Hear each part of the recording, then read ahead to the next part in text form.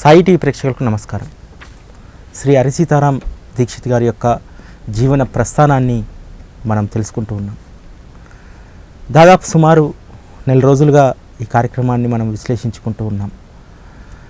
ప్రతి సంఘటనలోనూ ప్రతి లీలలోనూ బాబా పట్ల మనకి ఎంత అచంచల విశ్వాసం ఉండాలి, బాబా తత్వాన్ని మనం ఏ విధంగా ఆకలింపు చేసుకోవాలి, బాబాని ఏ విధంగా అర్థం చేసుకోవాలనేది అణువణువున కాకాసాహెబ్ దీక్షిత్ జీవితంలో అణువణువున మనకు ప్రస్ఫుటమవుతుంది. దీన్ని కనుక మనం అర్థం చేసుకొని మనం కూడా కాకాసాహెబ్ దీక్షిత్ లాంటి భక్తులుగా, అంత పెద్ద గొప్ప భక్తులు కాకపోయినా వారు ఆచరించిన దాంట్లో, వారు విశ్వసించిన దాంట్లో అణువంత మనం విశ్వసిస్తే నిజంగా బాబా మార్గంలో మనం ఉన్నట్లే. కాబట్టి కాకాసాహెబ్ దీక్షిత్ గారి యొక్క విశ్వాసం బాబా పట్ల, బాబాను ఏ విధంగా అర్థం చేసుకున్నారనేటువంటి దాన్ని, ఎందుకంటే భవిష్యత్ తరాలకు బాబాను ఏ విధంగా మనం అర్థం చేయించాలి, ఏ విధంగా మనం అర్థం చేసుకోవాలనడానికి ఇది చాలా చక్కటి మనకు బాబా ఇచ్చినటువంటి ఒక బహుమతి కాకాసాహెబ్ దీక్షిత్.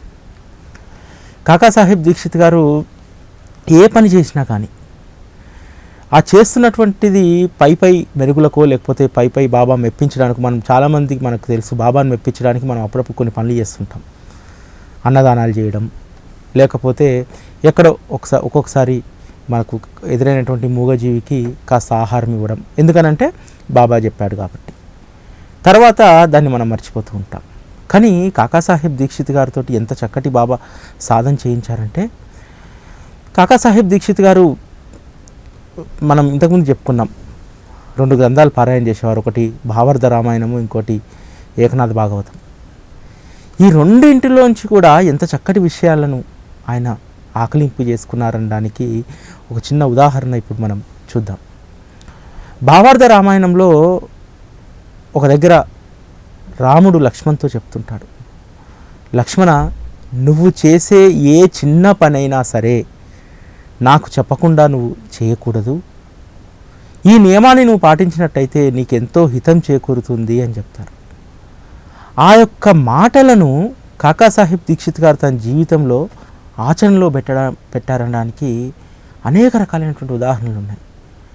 ఎప్పుడైతే ఆ భావార్థ రామాయణంలో లక్ష్మణుడికి రాముడు చెప్పినటువంటి మాట ఏదైతే ఉందో, నాకు చెప్పకుండా ఏ చిన్న పని కూడా నువ్వు చేయకూడదు అనేటువంటి దాన్ని ఎంత చక్కగా ఆచరణలో పెట్టాడంటే, బాబా నీకు నేను చెప్పకుండా ఏ చిన్న పని కానీ, ఏ బాధ్యత కానీ, లేకపోతే ఏ యొక్క పని కానీ నేను చేయనని చెప్పి తనకు తాను ప్రమాణం చేసుకున్నారు. అప్పటి నుండి బాబాకు చెప్పకుండా ఏ పని చేసేవారు కాదు, బాబాకు అనుమతి లేకుండా ఎక్కడికి వెళ్ళేవారు కాదు కాకాసాహెబ్ దీక్షిత్ గారు. అంత చక్కగా, ఎందుకంటే మనం కూడా చాలా గ్రంథాలు మనం చదివి ఉంటాం, ముఖ్యంగా బాబా జీవిత చరిత్రే మనం చదివి ఉంటాం. అందులోని ఎన్ని అంశాలను మనం మన జీవితంలో ఆచరణలో పెడుతున్నాం అనేటువంటిది కూడా మనం ఈ సందర్భంగా ఒక్కసారి పరిశీలన చేసుకోవాల్సినటువంటి అవసరం ఉంది. అంటే ఒక సద్గురువు యొక్క నీడలో, ఆయన ఒడిలో మనం ఉన్నప్పుడు ఆయన సూచించినటువంటి మార్గంలో మనం నడవడానికి మనం ఎంత ప్రయత్నం చేస్తున్నాం అనేది కూడా మనం ఆలోచించుకోవాలి. అందుకనే కాకాసాహెబ్ దీక్షిత్ గారి యొక్క జీవితాన్ని మనందరికీ ఒక పాఠంగా ఈరోజు బాబా సాయి టీవీ అనేటువంటి సాధనం ద్వారా మనకు చెప్పిస్తున్నారు. బాబా శరీరంతో ఉన్నప్పుడు ఏ రోజు కూడా ఏ చిన్న పనైనా పూచిక పుల్ల తీయాలన్నా సరే కాకాసాహెబ్ దీక్షిత్ బాబా అనుమతి తీసుకోవడం, ఆ అనుమతి తీసుకున్న తర్వాతనే ఆ పనులు చేసేవారు. సరే, మరి కాకాసాహెబ్ దీక్షిత్ గారు బాబా ఉన్నప్పుడు అలా చేశారు, బాబా మహాసమాధి తర్వాత ఏం చేశారు? మరి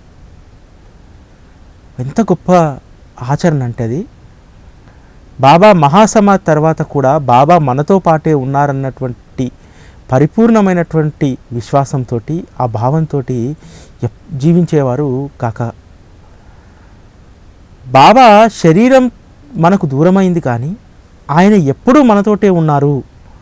ఆయన ఎప్పటికప్పుడు మనకు సలహాలు, సూచనలు, ఆదేశాలు, ఆయన అనుమతి మనకు ఎప్పటికప్పుడు లభిస్తుంది అన్నటువంటి విశ్వాసంతో బాబా మహాసమాధి చెందిన 8 సంవత్సరాలు తర్వాత కూడా బాబా ఆజ్ఞ లేనిది కాకాసాహెబ్ దీక్షిత్ ఏ పని చేసేవారు కాదు.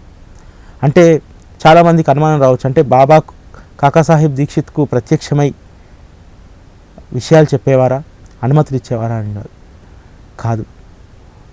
కాకాసాహెబ్ దీక్షిత్ ఎంచుకున్నటువంటి మార్గం ఏంటంటే, ఇప్పుడు మన చాలామంది సాయి భక్తుల మార్గాన్ని ఎంచుకుంటారు. మనం ఏదైనా పని చేయాలన్నప్పుడు ఈరోజు బాబా ముందు 2 చీటీలు వేస్తాం, చేయాలా వద్దా అని. ఆ యొక్క చీటీల విధానానికి నాంది పలికింది కాకాసాహెబ్ దీక్షిత్. షిరిడీలో బాబా మహాసమాధి తర్వాత తను షిరిడీ వదిలి వెళ్ళాలన్నా, లేకపోతే ఏదైనా కొత్త పని ప్రారంభించాలన్నా, ఏదైనా నిర్ణయం తీసుకోవాలన్నా ఏం చేసేవారంటే నేరుగా మసీదుకి వెళ్ళేవారు. అక్కడ 2 చీటీలు వేసేవారు. అంటే ఈరోజు నేను ముంబై వెళ్ళాలా వద్దా, వద్దు అని చీటీ వస్తే ఆగిపోయేవారు, వెళ్ళుమనంటే బాబా ఆజ్ఞ అయిందని చెప్పి వెళ్ళేవారు. అంత విశ్వాసం. చాలా సందర్భాల్లో చాలా నిదర్శనాలు. ఎందుకంటే బాబా మనం జీవిత చరిత్రలో చదువుతాం, చాలామంది బాబా అనుమతి లేకుండా షిరిడి దాటి వెళితే కొంతమంది స్వల్ప ప్రమాదాలకు గురి కావడం, తాత్య లాంటి వాళ్ళు వద్దంటే వెళ్తే గుర్రబండి బోర్లా పడ్డం, కొంతమందికి దారిలో ట్రైను మిస్ కావడం, అదేవిధంగా కొంతమంది వర్షంలో చిక్కుకుపోవడం, ఇవన్నీ కూడా మనం బాబా జీవిత చరిత్రలో చూసాం. అదే రకమైనటువంటి దాంతో బాబా అనుమతి లేకుండా మనం షిరిడిని వదిలి వెళ్ళకూడదు అన్నటువంటి విశ్వాసంతో బాబా శరీరంతో లేకపోయినప్పటికీ ఆయన ద్వారకామయిలో సమాధి మందిరంలో నిత్య జాగృతుడై కొలువై ఉన్నాడన్నటువంటి ఒక నమ్మకంతో కాకాసాహెబ్ దీక్షిత్ ద్వారకామయిలో చీటీలు వేసి బాబా అనుమతి వచ్చిన తర్వాతనే షిరిడి వదిలి వెళ్ళేవారు. అయితే దీని గురించి మళ్ళా పరోక్షంగా కాకాసాహెబ్ దీక్షిత్ వెనకాల చాలా రకాలైనటువంటి కామెంట్స్, విమర్శలు ఇవన్నీ వచ్చాయి. ఏంది అసలు బాబానే లేడు, బాబా లేనప్పుడు ఈయన చీటీలు వేయడం ఏంది అని చెప్పి. అయినా సరే కాకాసాహెబ్ దీక్షిత్ అవి తన చెవిన పడినా సరే తన యొక్క పందాను మార్చుకోలేదు, బాబా అనుమతి లేకుండా ఏ పని కూడా చేయలేదు. కాబట్టి కాకాసాహెబ్ దీక్షిత్ గారు ఏదైతే తను చీటీలు వేసేటువంటి సాంప్రదాయాన్ని ప్రవేశపెట్టారో దాన్ని అప్పట్లో అక్కడ ఉన్నటువంటి కొంతమంది సాయి భక్తులు, దాము అన్న కుమారుడు దామోదర్ రస్నే, ఇలాంటి వాళ్ళందరూ కూడా ఆ యొక్క సాంప్రదాయాన్ని పాటించేవారు. ఎందుకంటే అప్పటి వరకు తండ్రి యొక్క ఆలనా పాలనలో ఉండి ఆ బిడ్డల సంరక్షణ అంతా కూడా స్వయంగా చూసినటువంటి సాయినాథుడు దేహం విడిచి వెళ్ళిపోయాడు. దేహంతో ఉన్నప్పుడు వారితో మాట్లాడాడు, పాటలు పాడాడు, ఆటలాడాడు, ఇవన్నీ చేశాడు. కానీ ఈరోజు లేడు. ఆ దేహం లేనప్పుడు ఏం చేయాలి? ఆ సమయంలో కాకాసాహెబ్ దీక్షిత్కి వచ్చినటువంటి ఒక గొప్ప ఆలోచన. ఎందుకంటే బాబా యొక్క సర్వాంతర్యామి తత్వాన్ని బాగా ఆకలింపు చేసుకున్నటువంటి వారు కాకాసాహెబ్ దీక్షిత్. అందుకని బాబా ఖచ్చితంగా మసీదులో ఖచ్చితంగా ఉన్నారు, దేహం మాత్రమే లేదు అన్నటువంటి ఆ భావంతో ఎప్పుడూ ఉండేవారు. అంతేకాదు తను బాబా అనుమతితోటి ముంబై బయలుదేరినప్పుడు కూడా బాబా నువ్వు నాతో పాటు వస్తున్నావు, నువ్వు నాతో పాటే ఉన్నావు అనేటువంటి భావనలో ఎప్పటికీ కాకాసాహెబ్ దీక్షిత్ గారు ఉండేవారు. అయితే చాలామందికి ఈరోజు మనం చాలామంది ఇదే మార్గంలో బాబా వద్ద చీటీలు వేస్తాం. ఆ రోజు కాకాసాహెబ్ దీక్షిత్ అనుసరించి చాలామంది వేసినప్పటికీ చాలామందికి ఏముంటుందంటే, ఇప్పుడు చీటీ వేసినప్పుడు ఆ యొక్క చీటీలో మనం కోరుకుందే రావాలని చెప్పి మనం కోరుకుంటాం. అలా చాలామంది ఆ చీటీలు వేస్తారు. దీని గురించి మనం తర్వాత మాట్లాడుకుంటే, మామూలుగా మనం ఏం చేస్తాం, ఇప్పుడు మనకి ఏదన్నా ఒక ఇల్లు కట్టాలి, లేకపోతే ఇంట్లో ఒక శుభకార్యం, లేకపోతే ఒక స్థలం కొనబోతున్నాం, అది కొనాలా వద్దా అని చెప్పి ఈరోజు మనం ఎక్కడికి వెళ్తున్నాం? చాలామంది భౌతికంగా ఉన్నటువంటి గురువులను ఆశ్రయించినటువంటి వారు ఆ గురువు దగ్గరికి వెళ్తున్నారు, కొంతమంది స్వామీజీల దగ్గరికి వెళ్తున్నారు, కొంతమంది జ్యోతిష్యుల దగ్గరికి వెళ్తున్నారు, కొంతమంది వాస్తు చెప్పే వాళ్ళ దగ్గరికి వెళ్తున్నారు. వాళ్ళ నిర్ణయం ప్రకారం, వాళ్ళు చెప్పిన మాట ప్రకారం ఫాలో అవుతున్నారు. కానీ సద్గురువు యొక్క అనుమతి, ఆయన ఆదేశం ప్రకారం మనం చేసినట్టయితే, ఎందుకనంటే చాలామందికి చీటీలు వేసి తీసే వాళ్ళకు చాలామందికి అనుభవమే. ఎందుకంటే మనం ముందుగా మాట్లాడుకున్నట్టు మనం ఏ కోరికతో వేస్తాం. ఇప్పుడు సపోజు ఒక ఫ్లాట్ బాగా నచ్చింది, నార్త్ ఈస్ట్ కార్నరు, చాలా బాగుంది, మళ్ళీ దొరకదు. బాబా ముందు చీటీ వేసి తీసుకుందామని చెప్పి బాబా ముందు చీటీ వేస్తాం. వేసిన తర్వాత వేసే ముందు మన మదిలో కోరిక ఏంటి? ఎలాగైనా దాన్ని కొనాలి, చాలా మంచి బిట్టు అని చెప్పి. సరే బాబా ముందు చీటీ వేస్తాం, వద్దు అని వస్తుంది. వచ్చినప్పుడు మనం ఎంతమంది ఏంది అసలు నా జాతకం ప్రకారం లేకపోతే నాకున్నటువంటి యోగ్యత ప్రకారం నార్త్ ఈస్ట్ కార్నర్ అనేది నాకు చాలా కలిసి వస్తుందని చెప్పి అందరూ చెప్పారు, బాబా ఎందుకు వద్దన్నాడు అని చెప్పి మదన పడతాం తప్ప, చాలామంది సంతోషంగా సరే బాబా వద్దన్నాళ్ళే వదిలేద్దాం అని చెప్పి అక్కడితోటి పక్కకు జరిగే వాళ్ళు చాలా తక్కువ మంది ఉంటారు. 0.1% కూడా ఉండరన్నటువంటి నమ్మకం నాది.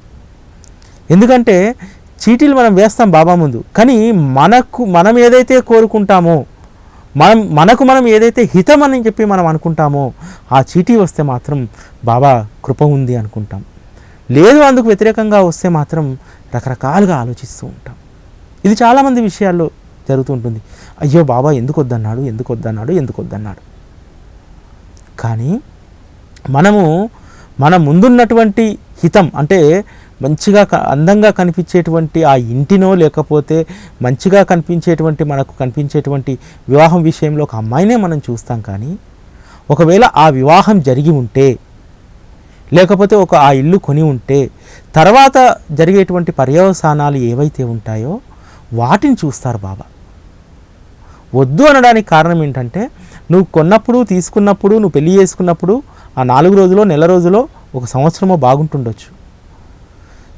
సంవత్సరం తర్వాత ఎదురయ్యేటువంటి పరిణామాలు మనకు తెలియవు, అవి కేవలం బాబాకు మాత్రమే తెలుసు. అందుకనే ఇటీవల ఒక సాయి బంధు ఒక చక్కటి మిరాకిల్ చెప్పారు. అతను తన కుమారుడికి పెళ్లి చేయాలనుకుంటాడు. చాలా చక్కటి సంబంధం, బాగా డబ్బులు ఇస్తా అంటున్నారు. కాకపోతే అతనికి ఉన్నటువంటి అలవాటు ఏంటంటే ఏదైనా సరే చేసే ముందు బాబా ముందు చీటీ వేయడం అలవాటు. బాబా మరి అమ్మాయి అందంగా ఉంది, చాలా గుణవంతురాలని చెప్తున్నారు, డబ్బు కూడా బాగుంది, నా కొడుకు ఏ ప్రొఫెషన్లో ఉన్నారో అమ్మాయి కూడా అదే ప్రొఫెషన్లో ఉంది, మరి పెళ్లి చేద్దాం అనుకుంటున్నాను, నీ యొక్క అభిప్రాయం ఏంటి, నీ యొక్క ఆదేశం ఏంటి, నీ యొక్క ఆజ్ఞ ఏంటి అని చెప్పి బాబా ముందు చీటీ వేస్తాడు. చీటీ వేస్తే బాబా వద్దు అంటారు. సరే అని చెప్పి ఆ భక్తుడు బాబా పట్ల సంపూర్ణమైన విశ్వాసం కలిగినటువంటి వారు సరే వద్దు అన్నారు. చుట్టాలు, ఇంట్లో వాళ్ళు అందరూ విపరీతంగా విరుచుకపడ్డారు ఆయన పైన. ఎందుకు నువ్వు వద్దంటున్నావు, నీ కొడుకు భవిష్యత్తును నువ్వే నాశనం చేస్తున్నావు, అంత చక్కటి అమ్మాయి, ఉద్యోగం ఉంది, అన్నీ ఉన్నాయి అని చెప్పి సరే అని చెప్పి వాటిని ఏదీ లెక్క చేయలేదు. ఆయన చేయకుండా ఆ సంబంధం వదిలేశారు, వేరే సంబంధం పెళ్లి చేశారు. సరిగ్గా అమ్మాయికి కూడా అదే సమయంలో ఇంకొక అబ్బాయితో పెళ్ళయింది. పెళ్ళైనటువంటి 6 నెలలకు అమ్మాయి సూసైడ్ చేసుకొని చనిపోయింది. చనిపోవడంతో ఏదైతే ఆ అబ్బాయిని పెళ్లి చేసుకుందో ఆ అబ్బాయి కుటుంబాన్ని మొత్తం కూడా జైల్లో పెట్టారు. ఎందుకనంటే అమ్మాయి చనిపోయినటువంటి కారణాలు ఎవరికీ తెలియవు, కాకపోతే చనిపోయింది అత్తవారింట్లో చనిపోయింది కాబట్టి అదంతా కూడా వారికి చుట్టుకుంది. అప్పుడు ఈ విషయం తెలిసిన తర్వాత అప్పుడు కన్నీళ్ళ పర్యంతమయ్యాడు ఈ భక్తుడు. బాబా ఎందుకా నువ్వు నా కుమారుడికి ఆ అమ్మాయిని వద్దన్నావు, ఎందుకా నువ్వు ఆ వివాహాన్ని చేశావు, ఒకవేళ నీ మాట వినకుండా ఆ వివాహం చేసి ఉంటే నేను ఈరోజు నీ ముందు కాకుండా కటకటాల వెనకాల చెరసాల్లో ఉండేటువంటి వాడిని. అయ్యా నువ్వు ఎంత నన్ను రక్షించావు, ఎంత నా మేలు కోరావని చెప్పి బాబాకు మనస్ఫూర్తిగా కృతజ్ఞతలు తెలియజేశారట. అది బాబా దగ్గర చిట్టి వేస్తే వద్దు అనడానికి, ఎందుకన్నాడు అనడానికి మనకి అప్పుడు తెలియదు. చాలా కాలం తర్వాత ఆ కాలం దాన్ని మనకు పాఠంగా నేర్పుతుంది. కాబట్టి కాకాసాహెబ్ దీక్షిత్ ప్రారంభించినటువంటి ఈ చిట్టి, బాబా దగ్గర అనుమతి తీసుకోవడానికి వేసేటువంటి చిట్టీల కథ ఈ రోజుకు అందరికీ అదొక కథ కాదు, ఈ రోజుకు అందరికీ అనేక రకాలైనటువంటి అనుభవాలు ఇస్తుంది. ఇప్పటికైనా చాలామంది ఈ విషయాన్ని తెలుసుకొని ఉండి ఉంటారని చెప్పి, ఎందుకంటే బాబా మనకు కాకాసాహెబ్ దీక్షిత్ అనేటువంటి ఒక మహాభక్తుడి యొక్క జీవన ప్రస్థానం ద్వారా మనకు అనేక పాఠాలు మనకు ఈ సందర్భంగా తెలియజేస్తున్నారు. చాలామందికి ఒకసారి మీరు వెనక్కి వెళ్ళి చూసుకోండి, బాబా మీకు ఏదైనా వద్దు అని చెప్పి ఆజ్ఞ ఇస్తే దాన్ని చేస్తే మీరు ఏం పర్యవసానాలు ఎదుర్కొన్నారు, అదేవిధంగా వద్దు అని చెప్పి అన్నప్పుడు దాన్ని వదిలేసినప్పుడు మీకు ఏం మేలు జరిగిందనేది ఒక్కసారి వరకు వాళ్ళు ఆలోచించుకోండి. ఇంకొక ముఖ్యమైనటువంటి విషయం ఏంటంటే, కాకాసాహెబ్ దీక్షిత్ గారు కేవలం షిరిడి వెళ్ళడానికో లేకపోతే మళ్ళీ తిరిగి రావడానికో ఆ విషయంలోనే బాబా వద్ద చీటీలు వేసేవారు తప్ప, మరి ఆయన వ్యక్తిగతమైనటువంటి విషయాల్లో కానీ ఆయనకు హితం చేకూర్చేటువంటి విషయాల్లో ఏ రోజు కాకాసాహెబ్ దీక్షిత్ బాబా గారి ముందు చీటీలు వేయలేదు. ఎందుకనంటే నాకు ఏది హితమో అది బాబాకు తెలుసు, నన్ను ఏ స్థితిలో ఉంచాలి, నాకు ఏమి ఇవ్వాలి, నాకు ఏమి చెయ్యాలి అనేది పూర్తిగా బాబాకు తెలుసు. కాబట్టి ఆ విషయంలో నేను బాబాను అడగాల్సినటువంటి అవసరం లేదన్నటువంటి ఒక అచంచలమైనటువంటి విశ్వాసం కాకాసాహెబ్ దీక్షిత్ గారిలో ఉండేది. అంతటి శిక్షణను బాబా కాకాసాహెబ్ దీక్షిత్కి ఇచ్చారు. ఎందుకనంటే మనం ఎవరైనా సరే చాలామంది ఏ స్థితిలో ఉన్నప్పటికీ ఇప్పటికి కూడా మనం బాబాకు 100లో 90 మన వ్యక్తిగతమైనటువంటి విషయాలపైనే, మన వ్యక్తిగతమైనటువంటి కోరికలపైనే బాబాను అడుగుతూ ఉంటాం. కానీ కాకాసాహెబ్ దీక్షిత్ గారు ఎప్పుడూ తన వ్యక్తిగతమైనటువంటి విషయాలు కానీ లేకపోతే తనకు హితాన్ని చేకూర్చేటువంటి విషయాల గురించి కానీ బాబా దేహానంతరము ఎప్పుడూ చీటీల ద్వారా అడగలేదు.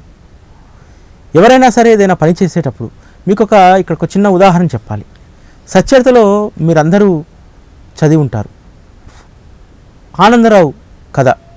ఈ ఆనందరావు కథలో బాబా ఆనందరావుకు స్వప్నంలో కనిపించి బాబా పాదాలను దర్శించుకోవాలని చెప్పి ఆయన కోరుకున్నప్పుడు, శ్యామ దేవా ఆ పాదాలను మీ నీటిలో ఉన్నాయి, ఆ పాదాలను కొంచెం పైకెత్తండి, ఆనందరావు దర్శించుకుంటానన్నప్పుడు బాబా ఆ పాదాలను పైకెత్తే ఆనందరావు దర్శించుకుంటే, స్వప్నంలో ఆనందరావు పాకడేకు ఒక ఆదేశం ఇస్తారు బాబా, నువ్వు శ్యామాకు దోవతులు పెట్టు, పంచెలు బహుమతిగా ఇవ్వు అని చెప్పి.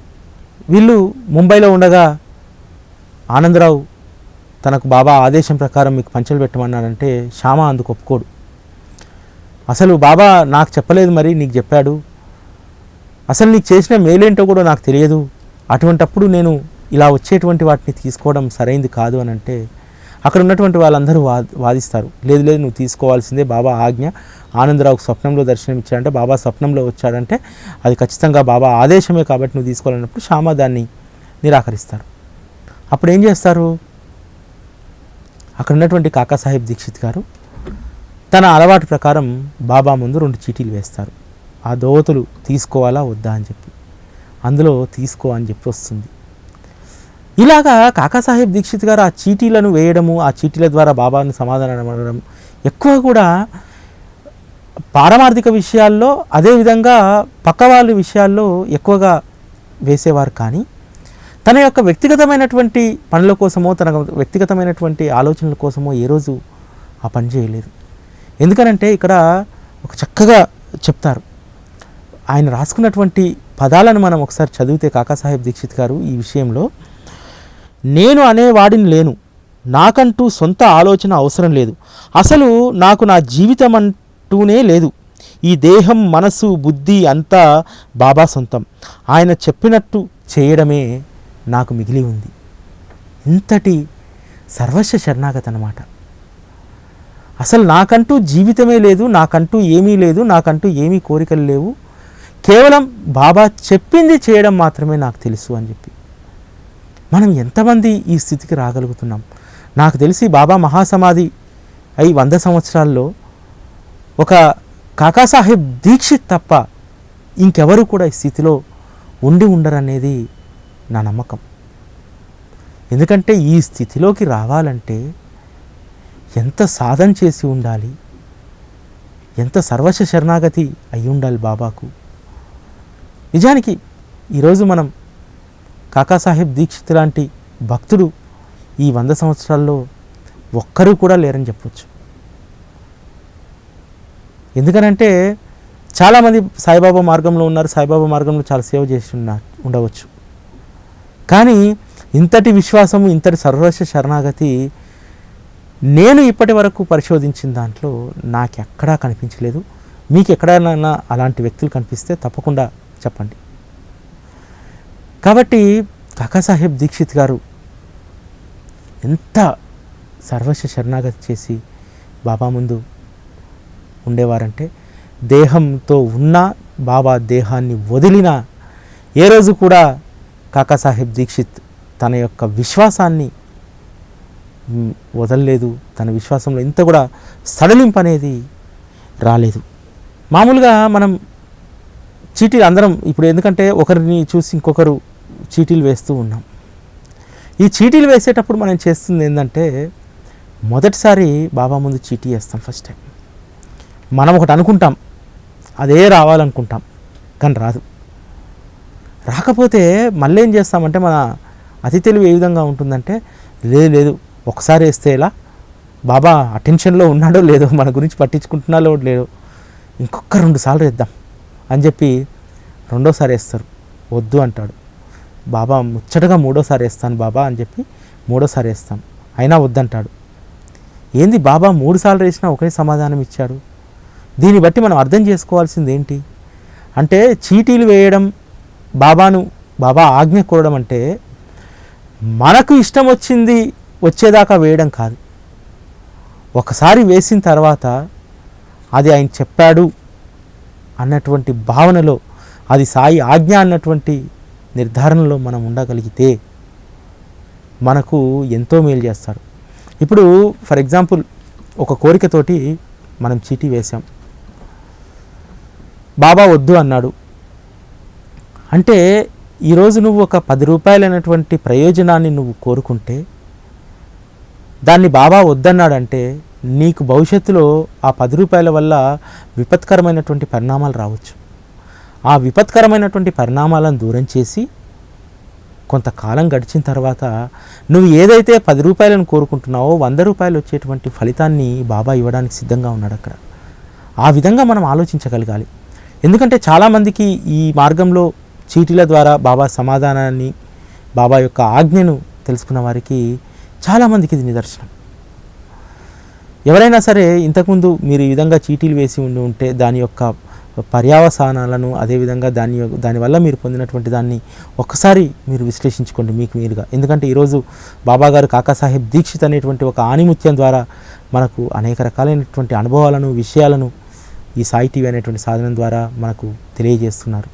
ఈ సందర్భంగా మనం ఇది వినడం కాకుండా విన్నటువంటి దాంట్లో మన అనుభవం ఏంటి అనేది కూడా మనం తెలుసుకోవాలి. బాబా మహాసమాధి తర్వాత కూడా కాకాసాహెబ్ దీక్షిత్ గారు అంటే సంస్థానం నిర్వహణలో కానీ, లేకపోతే అక్కడ బాబాకు సంబంధించినటువంటి కార్యక్రమాల్లో కానీ ఏది చేయాలి వద్దు అనేటువంటి విషయాలను కూడా ఆ చీటీల ఆధారంగానే తను ముందుకెళ్ళేవారు. బాబా ఇది చెయ్యి సంస్థానం కోసం అంటే ఆ పనిని చేయడానికి ముందుకు వెళ్ళేవారు. ఒకానొక సందర్భంలో తను ఎంత మొండిగా ఉండి ఒక విషయం పైన పట్టుబడితే మిగతా వారందరూ వచ్చి కాదు దాన్ని మనం విడుపుగా మనం చేయాలన్నప్పుడు, సరే అయితే బాబాని అడుగుదామని చెప్పి బాబా ముందు చీటీ వేస్తే బాబా కాకాసాహెబ్ పట్టినటువంటి పట్టుకు వ్యతిరేకంగా ఆ చీటీ ఇస్తారు. అయినా సరే అది బాబా ఆజ్ఞగా భావించి కాకాసాహెబ్ దీక్షిత్ గారు అదే ఆజ్ఞగా పాటిస్తారు. ఇలా అనేక సందర్భాల్లో కాకాసాహెబ్ దీక్షిత్ గారు ఆ చీటీల ద్వారా అనేక రకాలైనటువంటి సమస్యలను సంస్థాన నిర్వహణలో ఎప్పుడు కూడా సంస్థాన నిర్వహణలో అంతర్గతంగా ఉండి ఎప్పుడు ఆయన పదవులు తీసుకోలేదు. కానీ సంస్థానం ఏ విధంగా నడవాలి, సంస్థానం ఏ విధంగా అభివృద్ధి చెందాలి షిరిడీలో అనేటువంటి దాంట్లో చాలా కీలకమైనటువంటి పాత్రను కాకాసాహెబ్ దీక్షిత్ గారు పోషించారు.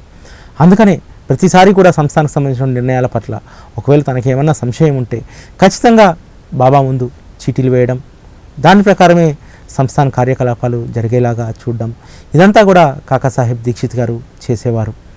అయితే ఒక ముఖ్యమైనటువంటి సంఘటన, పూర్తిగా భక్తులందరూ రెండుగా చీలిపోయేటువంటి సందర్భం బాబా మహాసమాధి తర్వాత. అటువంటి అప్పుడు కాకాసాహెబ్ దీక్షిత్కు బాబా చీటీల రూపంలో ఎలాంటి అనుభవాన్ని ఇచ్చారు, ఆ కథ ఏంటి అనేటువంటి దాన్ని మనం రేపటి కార్యక్రమంలో తెలుసుకుందాం. అప్పటి వరకు సెలవు, నమస్కారం.